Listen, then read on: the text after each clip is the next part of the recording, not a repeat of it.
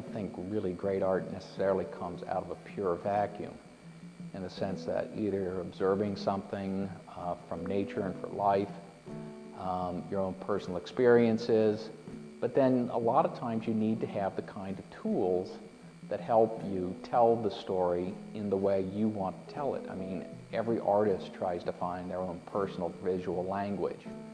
And depending on the detail, shall we say, or the attention to realism versus stylization, to some degree you need to have points of reference to go by.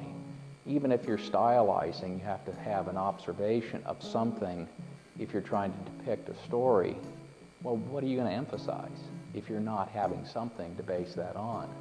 So it's about doing the kind of due diligence, the work preliminarily to set yourself and put yourself in a position to succeed by doing that upfront work, so that when you do execute your artwork, as I said before to the students, it becomes pure execution.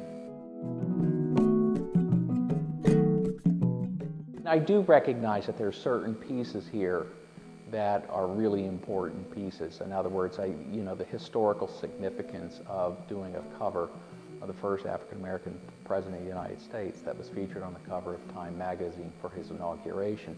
I mean, that's meaningful. I mean, I'm particularly proud of the Casey at the Bat work. I mean, I'm a baseball nut, I admit that. And Casey at the Bat is the greatest baseball story. And that you have two pieces from that series. And I think as a collection, that's one of the best series of images I've done. The interesting thing, of course, about the Barack Obama piece is stylistically, it's probably atypical for me, because the art director who I was working for, and he was right. I mean, if you're doing something for the inaugural cover or the Man of the Year cover, you're not doing a caricature. And that was done in kind of the tradition of the Time magazine cover artists of days gone by.